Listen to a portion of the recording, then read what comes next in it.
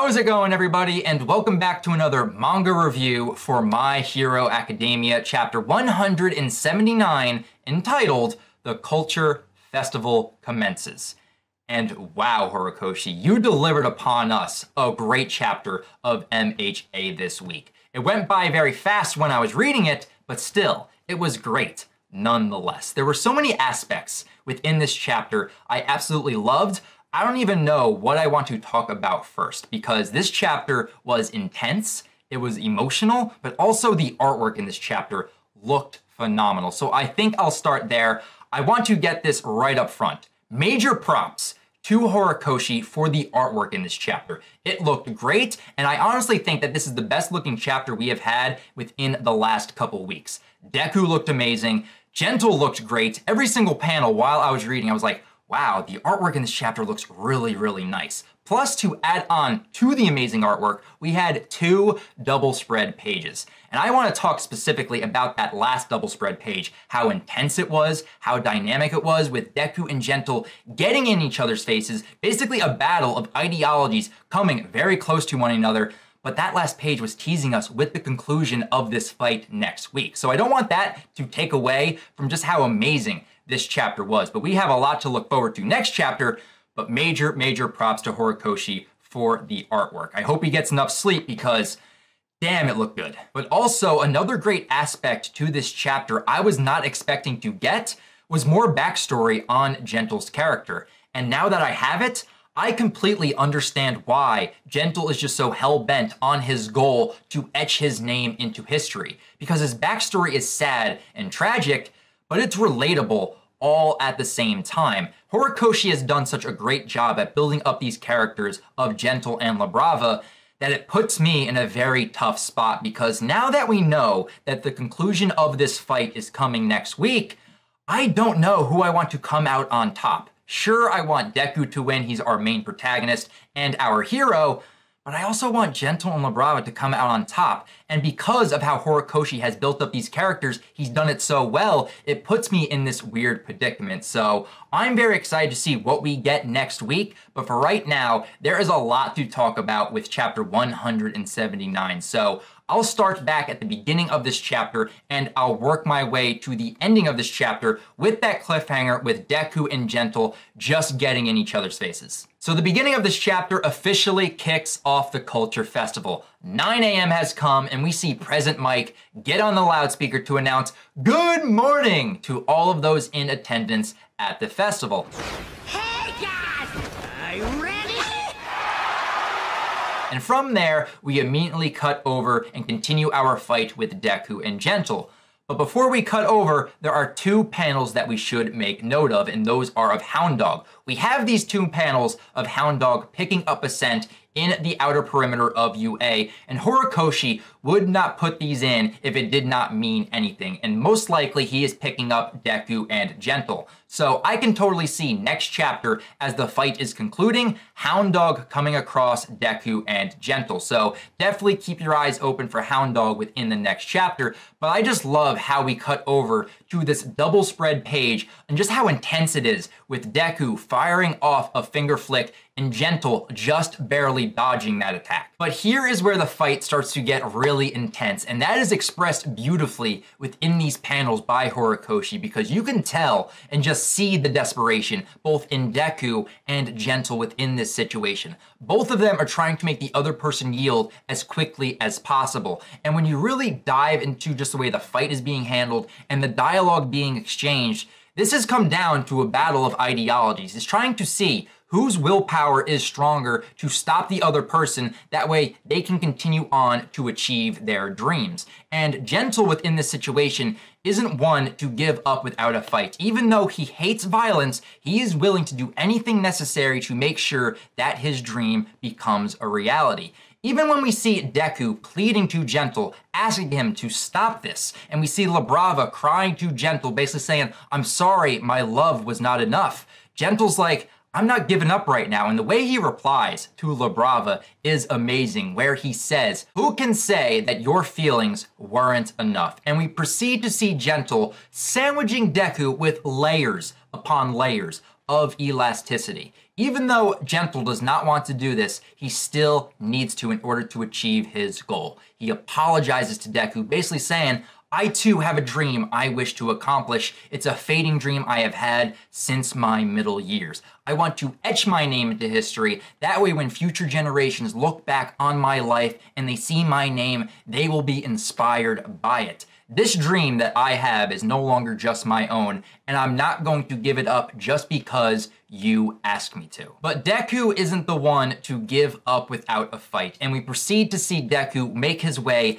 out of the elastic sandwich and begins to ask Gentle very interesting and important questions. I really do like the dialogue that takes place right after this, because you begin to ask the questions, how do you decide what dream is better than another? Because now that Deku understands what Gentle is trying to achieve, he's asking him, well, is your dream worth trampling upon the feelings and dreams of others? But Gentle is so desperate within this situation, he's willing to do anything to achieve it. And I love that while this conversation is taking place, we have these dynamic action shots between Deku and Gentle just going at each other. Right now, within this point in the chapter, the fighting is getting pretty intense. But as the conversation continues, Deku actually brings up some pretty fair points on why Gentle needs to sacrifice other people's dreams in order to fulfill his own. Does he even have to sacrifice other people's dreams in order to achieve his own? Is there other alternatives? Is there another way that he can go about this? But right now, Gentle's just so desperate within this situation, this is the only thing he can think of, because thinking about the Culture Festival,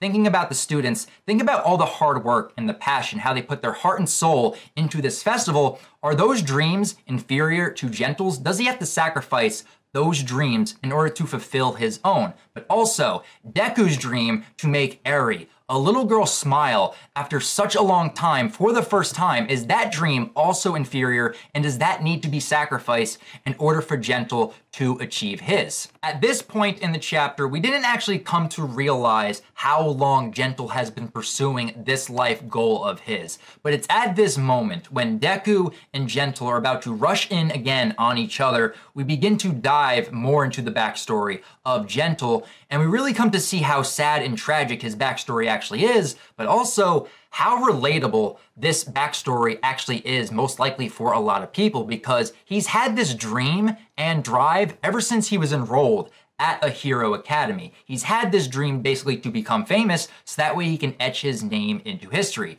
The only problem is he didn't have the skills to back up that dream in order to pursue it, because as we come to see, he's failed basically all of his hero courses. He's been held back multiple times, and he failed the provisional license exam 4 times. This man has the drive. He just doesn't have the skills in order to achieve it, and no matter how hard he tries, he can't seem to do it. Even when Gentle tried to rescue someone, he ended up causing more harm than good, because that person he tried to save was in the hospital for 6 months. And from that point moving forward, things just continue to downward spiral for him. His family basically disowned him. He got expelled from the hero course and started living on his own without a full-time job. But then he hit rock bottom once he ran into a past classmate, Takashita, who became a full-fledged hero. And he ran up to him, he was like, "Congratulations, Takashita, I'm so glad you were able to do this. Do you remember me? I was one of your classmates." And the guy basically looked at him and was like, I'm sorry, who are you again? It's at that moment, Gentle's worst fear came to life. This is the moment that sparked the fire within Gentle's soul to continue to pursue his dream. He did not want to live in obscurity, to grow old, poor, and pitiful. He made it his life mission from that point moving forward to make sure that his name was etched into history and he would not be forgotten. And getting this backstory now, Gentle's character makes a lot more sense to me, and I can now relate to Gentle, seeing now where he's come from, why he's driven so much to actually etch his name into history, because it's very relatable. Nobody wants to be forgotten. They want to be remembered for the things that they've done. Hopefully not bad stuff, but usually people always do the things they do because they're hoping that they will be remembered. So getting this backstory for Gentle was very good to have, and it made me just love his character that much more. But it's once we leave the backstory that the dialogue that Gentle ends up saying really does get emphasized a lot more. It begins to pull on my heartstrings because we see Gentle and Deku about to clash once again, and it's this piece of dialogue after seeing that backstory that really does get emphasized for me. It's where Gentle states, "If you don't have heart, go ahead and laugh at me. I don't care. I know what's important to me." And we turn to the final double spread page where we see Deku and Gentle locked in battle, fists clash. Deku states to Gentle, "I'm not laughing, gentle criminal," and we see the two of them staring into each other's souls, just with the burning passion pushing them forward, with La Brava to the side, screaming with passion, "Please win, Gentle."